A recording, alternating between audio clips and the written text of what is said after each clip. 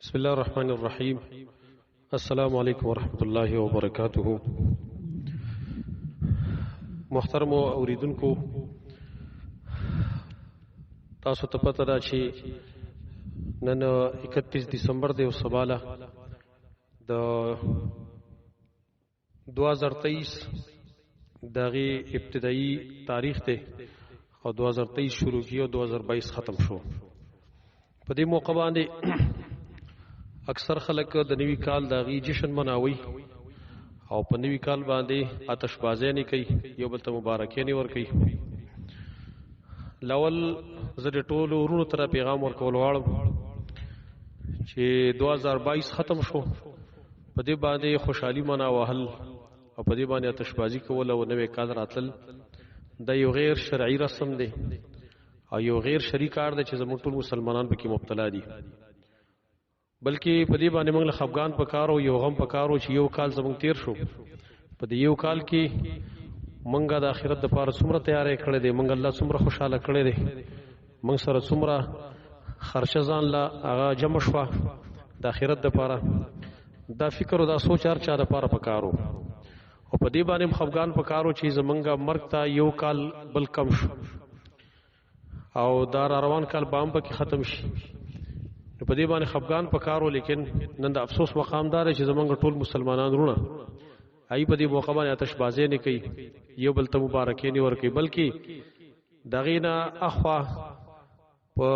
دې موقع باندې خلک ډم چورې نیم کوي، ګړاګان نیم کوي، غانې اوري چې نوې کال راغی، زوړ کال چې کوم دی ختم شو. په دې باندې خفګان پکارو چې زمونږ د ژوندۍ نو زمونږ د ژوند یو کال موږ ته کم شو. مثلا کدی یو سړی دا لس کاله په مرګ کې پاتې وي نو 9 کاله ته پاتې شو، کدی یو سړی 15 کاله ونه هغه څلور پاتې شو، کړه چا 2 کاله یو کاله ته پاتې شو. په دې باندې غم پکارو، په دې باندې خفګان پکارو. نو لاول خو دا طریقه صحیح نه و چې په دې طریقه باندې خلک د نوی کال استقبال کوي، چې ډم چورین کوي، ګړاګانې کوي، غانې اوري او فحش کارونه کیږي، فسق او فجور په دې موقع باندې کیږي. دا کار بالکل مناسب نه و،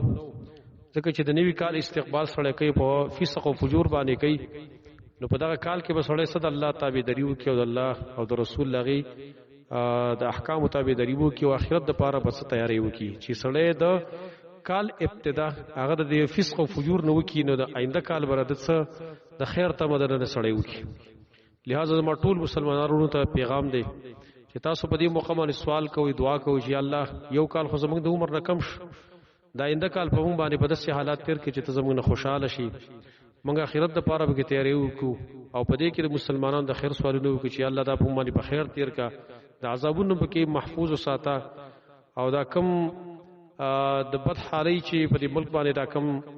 آفت راغله دی او خاص کر په پاکستان باندې په نور ملکونو باندې یا الله دې موږ محفوظ وساته. دا دعاګانې کول پکارو. اول خو د نبی کال مبارکي دا د سلفونو نقل نه ده، د نبی صلی الله علیه وسلم نقل نه ده او که بالفرض دا ویم نو بیا په اسلامی تاریخ باندې پکارو چې اسلامی کال په نوی کېدو باندې موږ یو بل ته مبارکي ورکړي وي. لیکن افسوس مقام دار چې موږ ته اسلامی کال نه معلوم، انګریزي کال موږ ته معلوم نه، پاغي باندې یو بل موږ مبارکي نه ورکو او په پای کې د فسق او فجور دغه مظاهره کېدل شي. ټول ملګرو ته دا درخواست چې تاسو د دې غیر شریک رسم نه، د غیر شریک کار نه ځانو ساتئ، د الله نه ویریږي او د الله عذابونه چې کوم دی هغه ته چیلنج مور کوي او په دې موقع باندې د فسق او فجور نه ځانو ساتي، بلکې دعاګانې وکړي چې الله دا کال خو اگر چې انګریزي حساب دی دا 13 باندې خو موږ ته توفیق راکړي چې الله موږ په دې آینده کال کې تا رضا کو، تا خوشاله کو